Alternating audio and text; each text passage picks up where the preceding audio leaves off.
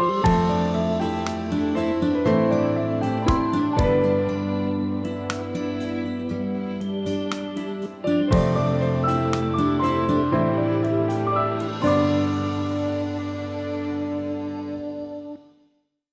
téléspectateurs, chrétiens, chrétiennes d'ici et d'ailleurs, merci de nous retrouver pour ce nouveau numéro de votre émission La foi chrétienne. Dans ce nouveau numéro, nous allons aborder un thème qui, au préalable, ne devrait pas être un thème abordé, surtout dans l'Église catholique. Aujourd'hui, nous allons aborder le cas du divorce dans l'Église catholique. Est-ce que des dispositions sont prises pour aider les couples qui souhaitent se séparer ou plutôt pour les aider à demeurer ensemble? Nous en parlons dans ce nouveau numéro de votre émission La foi chrétienne. Merci de rester avec nous.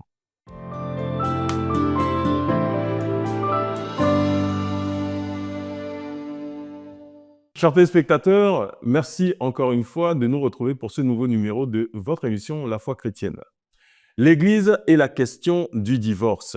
Le divorce, en principe, n'est pas une situation dans laquelle les couples devraient se retrouver, surtout dans le cas de l'Église catholique.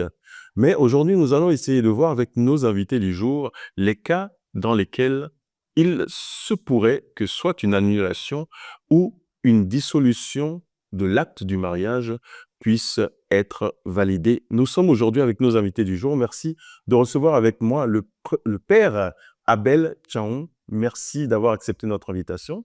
Je rappelle que vous êtes prêtre de l'archidiocèse de Cotonou, titulaire, ou plutôt diplômé en philosophie et en théologie dogmatique. Vous êtes également l'ancien directeur du cours de soutien d'Aquapa, Sacré-Cœur, et également actuellement formateur et professeur au niveau du grand séminaire Louis Parisot de Tchanvédi. Merci à vous pour avoir accepté notre invitation.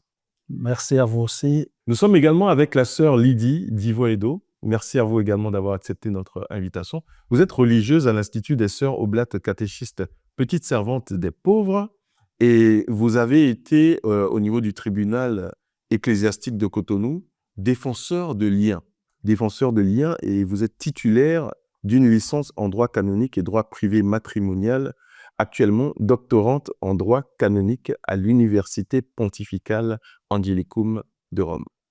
Merci, sœur Lydie, d'avoir accepté notre invitation. Merci également au père Abel.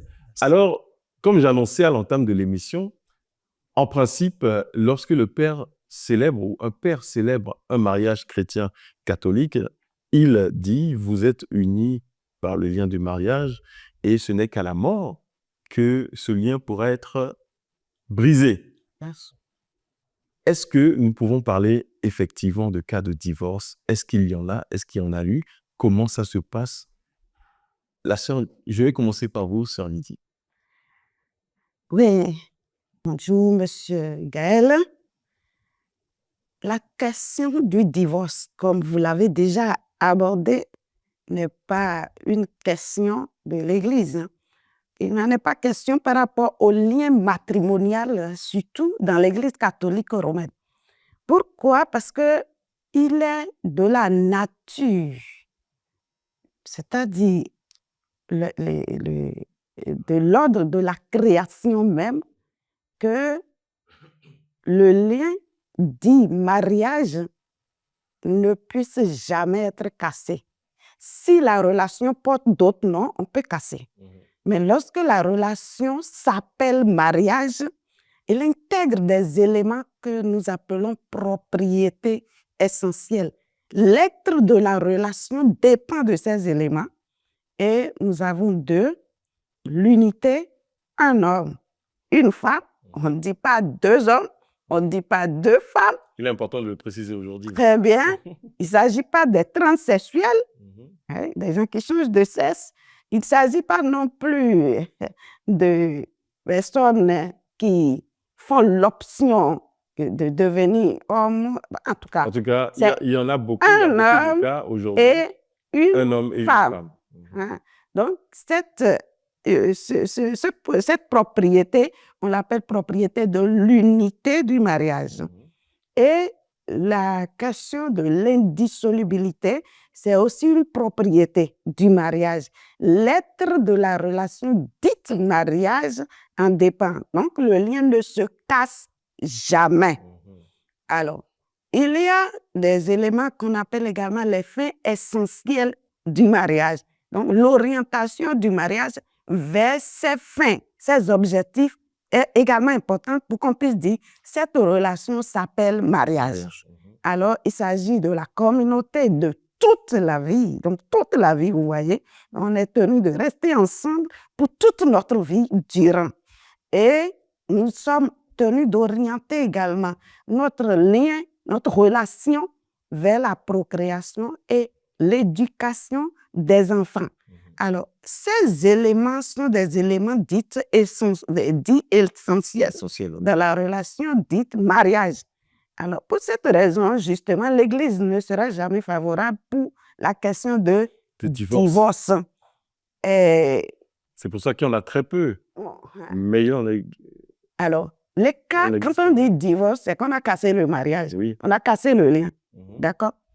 Mais ça ne s'affilie pas avec la nullité. D'accord. La nullité. Donc, il y a une différence entre la nullité et le fait de briser le lien du mariage. Quand on dit qu'il y a dissolution, nous, on ne parle pas de divorce. Dissolution, c'est que la relation existe. Il n'y avait pas d'empêchement, d'obstacle. Donc, les gens sont capables d'aller au mariage et ont les moyens de répondre aux fins et aux propriétés sont ouverts et ont accepté ces éléments-là.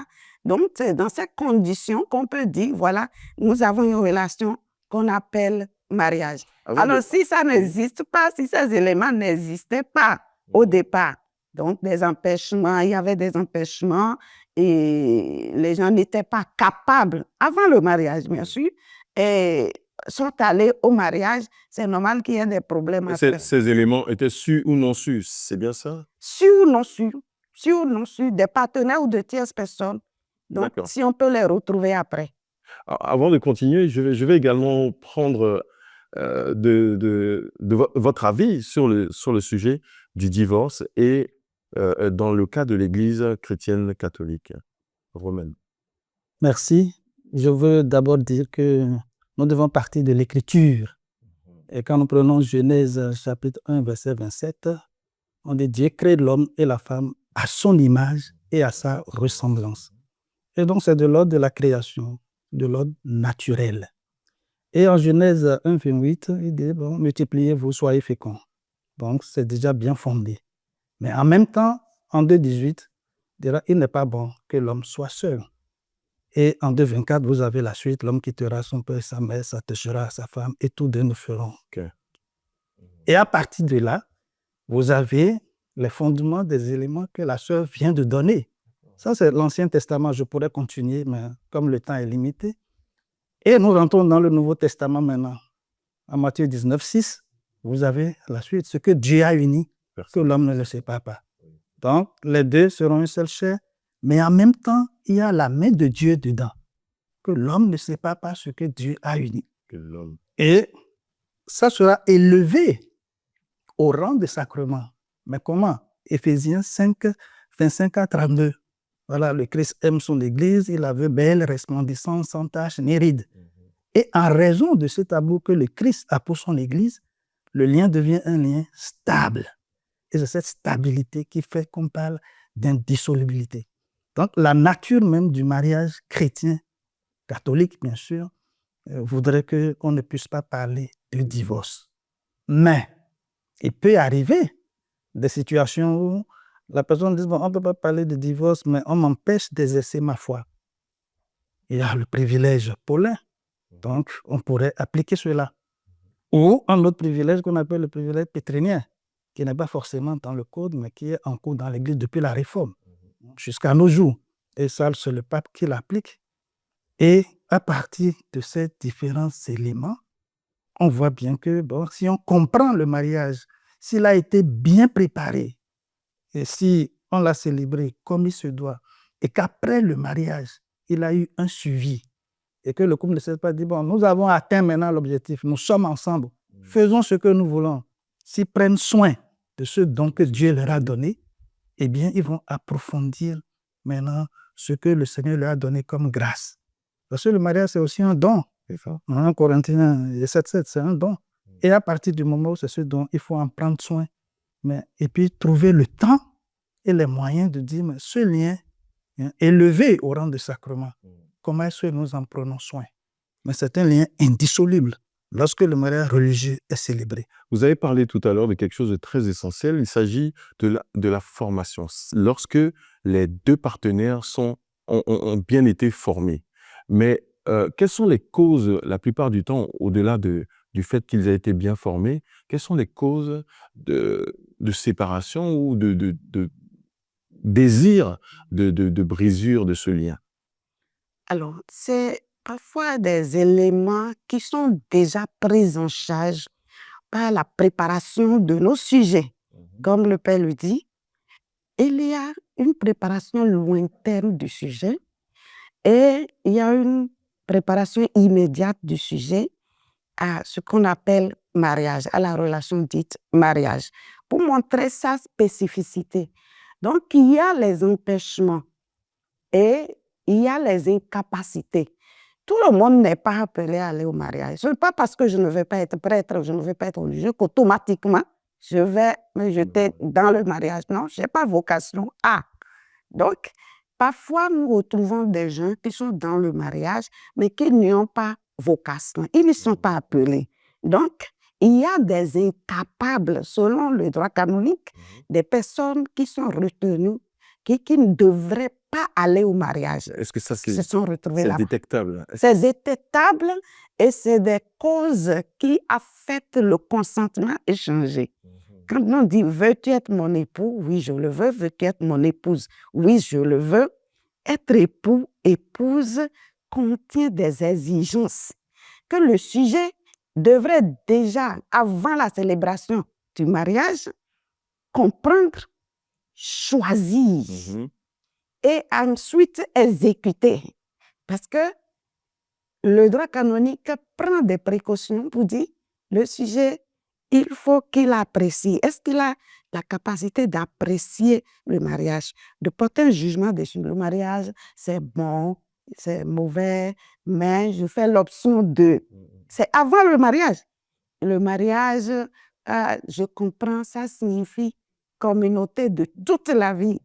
C'est un homme, une femme. Voici les fins. Donc, le sujet n'a pas peut-être accepté la fin du mariage, l'une des fins du mariage. Il refuse la procréation. Vous verrez que juste après le mariage, il y a un problème qui peut conduire à la dissolution, la cassure du mariage, la non-consommation. Le sujet peut refuser le premier acte sexuel qui doit se passer dans le couple. C'est ça de cet acte qu'il s'agit, mais que le sujet refuse de consommer. Est-ce qu'il avait compris que le mariage intègre cet élément? Le sujet peut également dire, donc, communauté, rester avec quelqu'un pour toute ma vie, ce n'est pas possible. Et maintenir des S. Donc, il était peut-être avec un S qui est maintenu là. Voire même des new. Et voilà, donc des new aussi. Donc, et le sujet commence à continuer avec cette relation qui existait. Est-ce qu'il avait assumé l'unité du mariage? Parce qu'il faut d'abord apprécier, comprendre ce qu'est le mariage, apprécier, accepter, on peut comprendre, et être capable, mais ne pas consentir à. Et ensuite exécuter. Ensuite exécuter. On va revenir sur les différentes... Et ça, c'est le cas d'incapacité. Hein? D'accord. On va revenir dans la deuxième partie de notre émission sur les différents cas qui peuvent entraîner nullité ou annulation du mariage. Nous parlons beaucoup plus de déclaration de nullité. Qu'en fait, le lien n'a jamais existé. C'est des locataires qui sont assis là et ils ont fini, le loyer est fini. C'est un sujet qui vous touche particulièrement. Mais on va revenir. Alors, je rappelle simplement aux téléspectateurs que nous sommes bien évidemment sur la foi chrétienne. Dans cette émission, nous parlons de sujets liés à la vie du chrétien. Nous parlons et surtout nous enseignons tous les chrétiens sur comment ils doivent agir et sur comment ils doivent recevoir la parole que Christ nous a laissée. Dans ce nouveau numéro, nous abordons le thème de du divorce dans l'Église catholique. Je vous rappelle que juste avant la fin de notre émission, nos invités auront à partager avec vous leurs semences sur le thème du jour. Alors, merci de rester avec nous jusqu'au bout.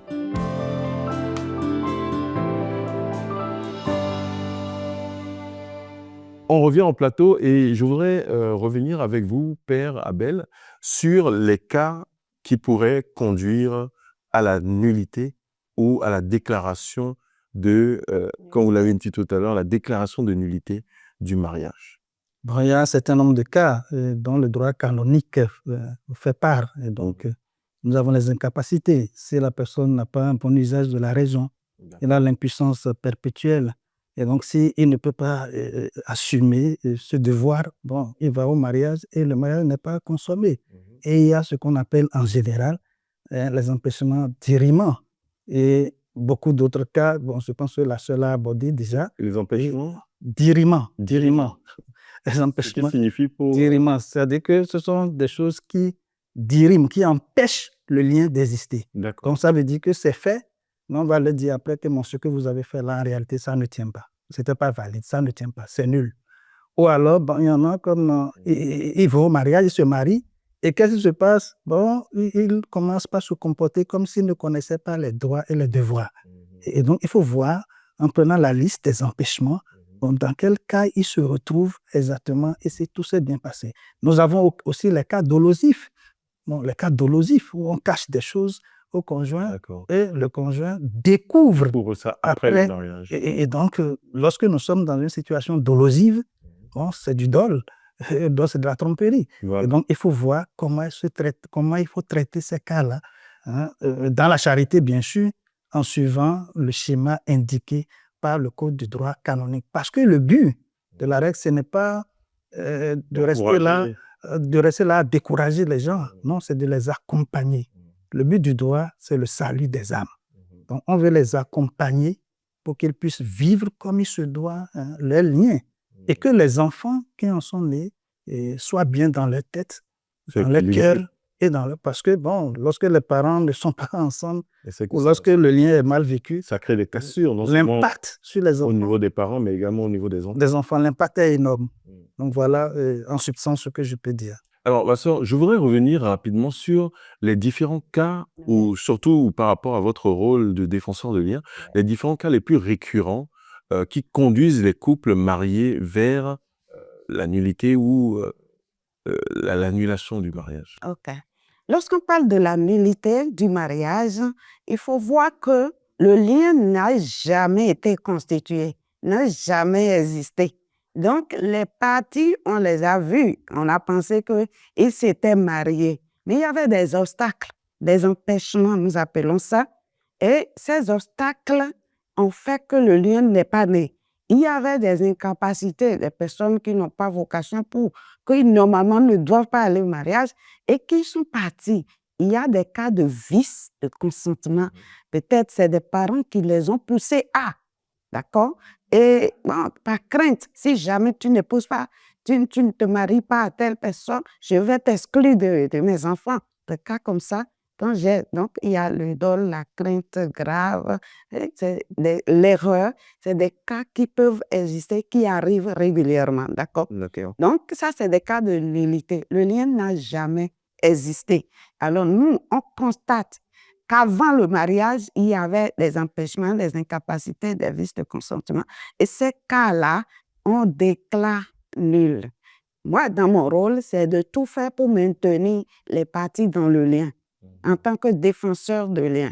Faire des propositions, assister les parties, tant qu'il reste un mince espoir à sauver le lien, il faut tout faire pour sauver parce qu'il y va de l'équilibre de la société, que la famille puisse être stable. En effet. Les cas liés au divorce, c'est des cas où le lien a vraiment existé. Il n'y avait pas d'empêchement, il n'y a pas d'incapacité, il n'y a rien. Mais les parties, après la célébration du mariage, en commençant par la consommation, qui est le premier acte sexuel qui doit se passer entre les parties, et qu'on qualifie souvent de lune de miel. Cette lune de miel devient lune de fiel Et alors, l'Église est appelée à se prononcer sur la question. C'est l'un des cas de dissolution, de cassure du lien. Ce qui avait existé, on casse. Et maintenant, les partis vont pouvoir. Mais ça remonte jusqu'au Saint-Siège. C'est l'instance du Vatican qui Prend la décision. qui prend la décision. Vous parlez souvent de... Oui, Oui, je vous laisse terminer. parce que vous avez parlé des cas les plus récurrents, d'accord? Oui. Donc, nous retrouvons parfois des cas liés au fait que on n'a pas, soit il y a ces empêchements, soit il y a les incapacités, soit il y a des vices de consentement, soit les cas de fidélité, la non-observance des obligations du mariage, donc qui peuvent conduire à la déclaration de nullité du mariage. C'est les cas les plus fréquents rencontrés. Donc, on retrouve les incapacités, c'est les cas comme ça. Pour finir rapidement sur le sujet, est-ce que ce sont des cas qui prennent énormément de temps? L'étude du dossier, ça peut prendre à peu près combien de temps pour pouvoir en arriver à ce verdict? Normalement, ce que le droit prévoit, c'est 6 mois. Mais pour traiter un cas, mais il arrive que l'autre partie ne collabore pas. Souvent, c'est des gens qui sont déjà partis du mariage, séparés. Donc, maintenant, il faut pouvoir faire venir les deux parties pour exercer leur droit à être écoutés et à rester en justice. Donc, c'est quand vraiment l'autre partie déçue ne collabore pas et perd son droit d'être en justice, de dire sa vérité des faits, et on est obligé de trancher par défaut. Mais on prend le temps, ce qui fait que, parce qu'on veut toujours lui reconnaître son droit, de dire sa version des faits.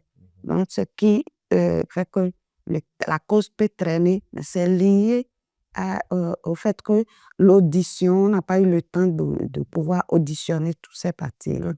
Alors, chers téléspectateurs, nous venons quasiment, sinon presque au terme de cette émission. Et avant de nous laisser, je vais donner la parole au Père Abel afin de nous donner son mot, son dernier mot, et surtout sa semence quant au sujet du jour, le cas du mariage, le cas du divorce, pardon, au sein des couples chrétiens catholiques.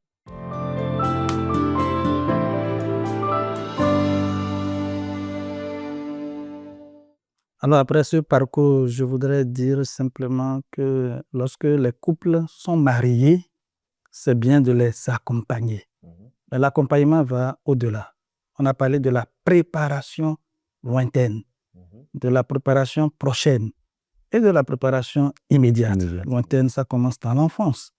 Et puis après, quand les gens ont un certain âge, on fait la prochaine. Et l'immédiate, c'est quand ils sont dans le feu du mariage. Mais en même temps, qu'on n'explique pas les faits qu'on constate. Il y a des mariages à l'essai. Bon, ils ne sont pas toujours allés à l'église, mais ils vivent ensemble. Et là, les unions de fait, les unions libres de fait, on constate qu'ils sont des chrétiens, baptisés, catholiques, mais ils ont juste fait le mariage civil. Et puis, ils sont là. Bon, déjà que le civil est fait, c'est déjà bien. D'autres, il n'y a pas eu de dot, il n'y a pas eu de mariage civil et ils sont ensemble. Il y a les divorcés non remariés. Donc, ils sont là dans le divorce, bon, et puis la situation dure et perdue. Et il y a les divorcés remariés. Toutes ces personnes, il faut les accompagner. Et en les accompagnant, il faut leur expliquer voilà, le bien du mariage. Qu'est-ce que le mariage? Quelle est sa nature? Quelles sont ses propriétés? Quelles sont ses fins? Quelles sont ses conditions? Quels sont les empêchements? Et en même temps, en quoi je peux me retrouver en situation de nullité? Lorsqu'ils ont pratiqué tout cela et qu'on leur a expliqué, en mettant la parole de Dieu devant. Et en plus de la parole de Dieu, bon, on fait un peu de catéchèse, les sacrements, qui comprennent ce que c'est. Pour accéder aux sacrements, je ne peux pas vivre dans cette situation et aller à l'Eucharistie. Et bien, quand on a fait tout cela, on va alors comprendre le commandement nouveau, la charité dont parle le Christ, l'amour dont il parle. Une fois qu'on a compris cela, bon, on va essayer de les accompagner. Et en les accompagnant, il faut discerner. Parce que parfois, on est dans une situation de cas par cas. Il y a des gens parce qu'ils sont blessés. Et parce qu'eux-mêmes sont blessés, ils ne peuvent pas entrer dans une relation sans blesser l'autre. Quelle est son histoire? Comment ses propres parents ont vécu? Qu'est-ce qu'il a subi quand il était enfant? Et donc, quel modèle de mariage il a eu. Donc, il faut faire cet accompagnement et accompagner les fragilités. Voilà. Et quand on a fini de faire tout cela, on peut essayer d'aider notre population, nos chrétiens, à rentrer plus à fond de la signification du mariage pour leur propre bien, pour le bien de leurs enfants et pour le bien de la société.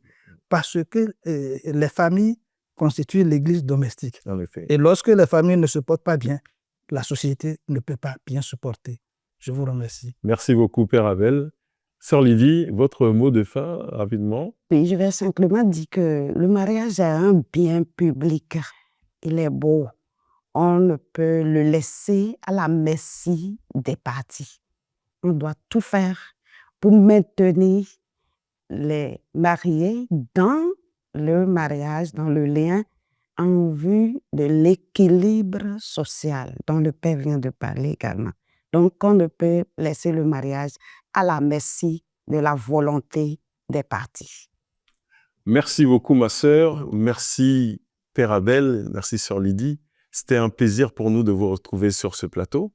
Et nous vous remercions encore pour vos apports et nous espérons que nos chers téléspectateurs ont su trouver dans vos différents apports des solutions, soit pour continuer de maintenir la flamme ou peut-être éventuellement pour se libérer d'un poids qui les empêche peut-être d'avancer dans leur vie. Chers téléspectateurs, c'est déjà la fin de cette émission. Nous vous remercions de nous avoir suivis.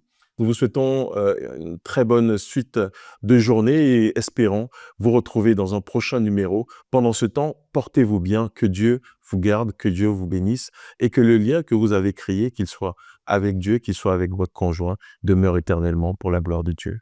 Amen.